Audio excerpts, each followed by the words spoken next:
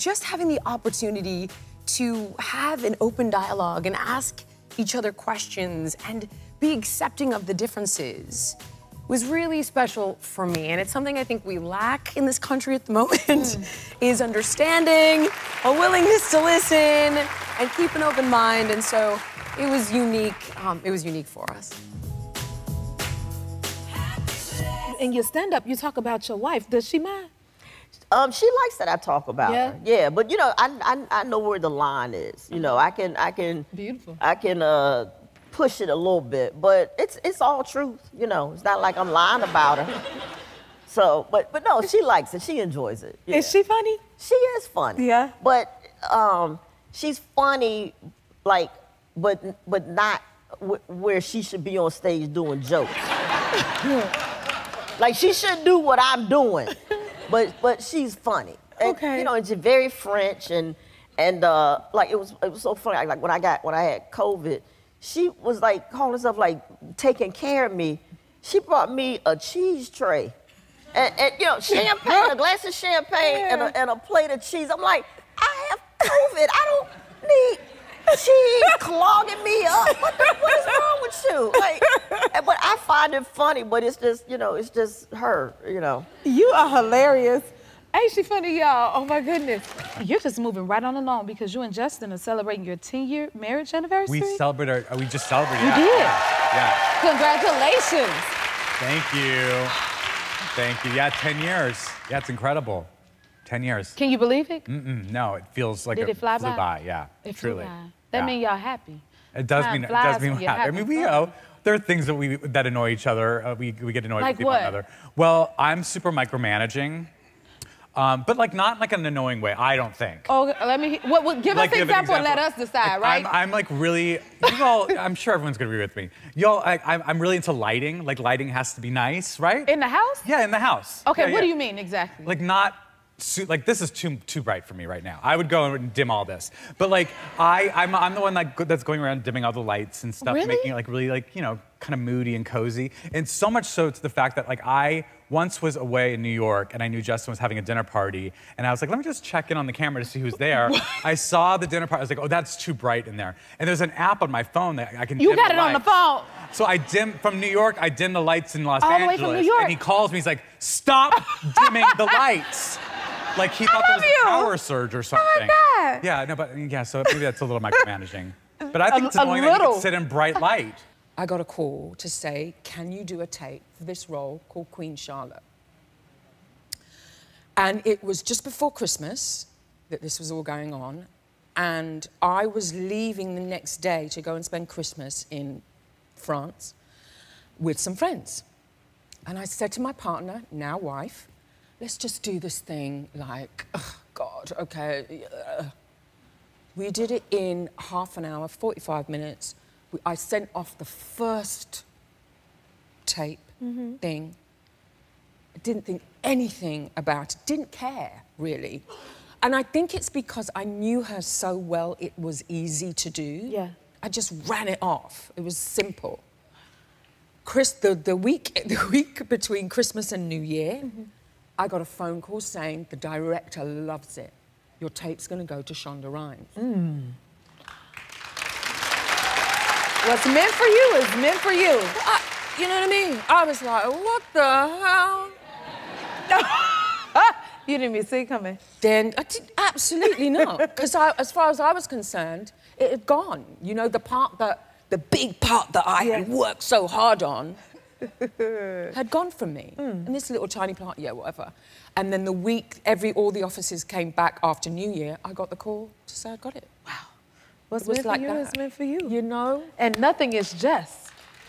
I always say, give me the opportunity, I will make it work because it can lead to greater things. Exactly. And you're an example of that. Well, thank you. Okay, Yeah. before you go, we have to honor the queen, so we got a little something for you, so take a look.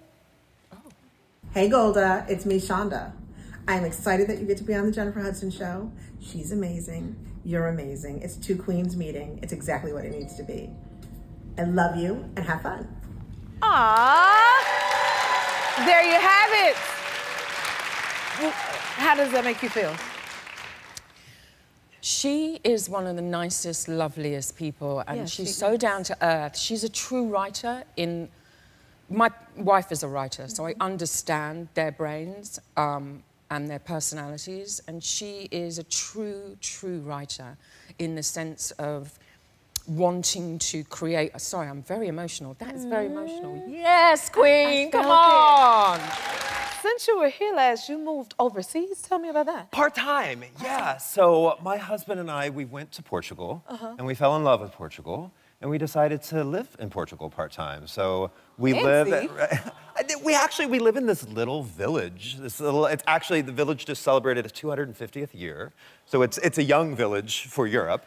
But it's down in the southern coast, down in the Algarve, and it's just nice because it's just so quaint, and the food and the people. Like, the thing that I love about Portugal is everything is so natural, all the food's so natural, that we ate sweets and bread every single day and didn't gain a pound. When I came home, I was like, there's no way I'm fitting in my Emmy outfit. And I did. That sounds like a dream. Yes. I want to go now. No, right? You got room for me at all? Absolutely, anytime. Oh my goodness. And you and your husband have been married, what, 20 years? Well, 20 years in May, yeah. That is beautiful. Thank you. How did you meet? We actually met, well, back in the day, we would say we met at, like, Starbucks.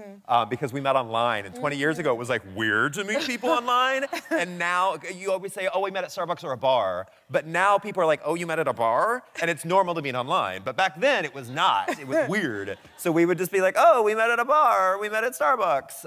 But yeah, we met online. It was basically still, I don't think it was quite dial-up, but almost. I'm not going to age myself that Dang, much. you said dial-up. Yeah. But it was clearly meant to be, because you've been married for 20 years. Can't nobody say nothing about that, that's for sure. And then he's a doctor. He is a doctor. Yeah. So does he ever give you any medical advice at all? So we actually met a week before he started med school in New York. And he's a maxillofacial surgeon. So that means like facial reconstruction, like trauma surgeries, if you're in a car accident or something. Wow. So he teaches trauma surgery at Elmhurst Hospital in New York. And so it's hard because since he does facial stuff, we'll be talking, and all of a sudden I'll start to notice his eyes start wandering to like my forehead or my crow's feet, and I'm like, hey, snap out of it. What's wrong with my face now? Well, maybe need a little touch up on Botox. I'm like, great. Oh, wow, that is an interesting occupation. It's good to have, though. It's good to have. I take it that he thinks you have the most beautiful face in the world. As long as he maintains it. As long as he maintains it. Well, it's gorgeous to me. Thanks. Congratulations. You were recently married in Africa? Yes, I was recently married. Congratulations. Thank you so much. That had to be amazing. What was that like? You know, Africa's, is a spectacular place. And for some reason, I am repeatedly called to go back there and explore the continent. So we wanted to have like a private, kind of intimate ceremony, and we both just love it there. So we have some friends that don't live with the Himba tribe but are Himba in Namibia. So they're one of the last indigenous tribes. And they were like, come and we want to have our people perform this ceremony for you. And I was like, okay, but like, you can't really be like same-sex couple. I don't think we need, offend people. And what I found so fascinating is they're like, no, it's not, it's not legal here, but people are opening up to it. I was like, I don't really need to make a statement in your country. Not trying to do that. And they were like, really, we want you to come. And what I thought was so special is they put on this whole ceremony for us, and they had this feast, and it was in the desert under the stars, and there was dancing and singing, and they sounds beautiful. They ended up engaging with us about our lifestyle, and there are traditions in their tribe that we would judge, right? And just having the opportunity to have an open dialogue and ask each other questions and be accepting of the differences was really special for me. And it's something I think we lack in this country at the moment, is understanding, a willingness to listen, and keep an open mind. And so it was unique. It was unique for us. I love that. That sounds like it was a beautiful experience. Congratulations on your engagement. Yes. When is the wedding? we keep going back and forth about the wedding, you know? Like, I don't know, we've been dating for like 15 years. 15 years? Yeah, I met my fiance in college, you know? So we've been dating off and on for 15 years, so I don't think we're in a rush to a wedding, but we're saying 2024. 2024? Yes, Martha's Vineyard, hopefully. That's beautiful. Yeah, I love the vineyard. Oh my God, it's pretty. it's so gorgeous. Yeah. That's a good place to get married at. Yeah. Okay, and tell me, how did you come out to your family? How did I come out to my family? One day, I showed up at a family reunion with a short haircut and a girlfriend. You said what you said. And I was like, hey. Congratulations to you and your fiance. I gotta know, how did you propose? Well, I'll tell you this. The movies make it look very romantic and very easy, and unless you have a team of producers to do it, it does not always go as planned, because I wanted it to look like, you know, it did in The Bachelor, with like, you know, candles and rose petals and all that stuff. And it went awry. We walked in the room, it looked like a crime scene. It was weirdly lit with rose petals like everywhere, but just like very chaotic, like someone opened the door and a bunch of stuff flew in the room, and somebody got a leaf blower and blew it around like, because when you guys think of roses, and romance, what color do you think of? I think of red. Red, yeah. Right. Well, these were white rose petals and half dead, and I Googled what do white roses stand for. It's chastity, in case you're wondering. Yeah, so, yeah, it just, everything like went awry. Like the chocolate-covered strawberries were put right in front of a roaring fireplace. They melted? Melted, the champagne on ice melted, and yeah, my well, then fiance had no idea I was about to propose, because it was not a very romantic situation. Oh, God. So I ended up I forgot to get on my knee. I just like blurted out, "You wanna?" And thankfully she said she yes. Got it. She said yes. Really? She got it? She did say yes. Oh my God. But yeah, she thankfully said yes, and yeah, 2 years later we've been married now. 2 years later, congratulations. Thank you. If you like this video, smash that like button and subscribe to the Jennifer Hudson Show YouTube channel. Check your local listings or visit jenniferhudsonshow.com to see when you can watch full episodes in your area. And don't forget to sign up for the newsletter.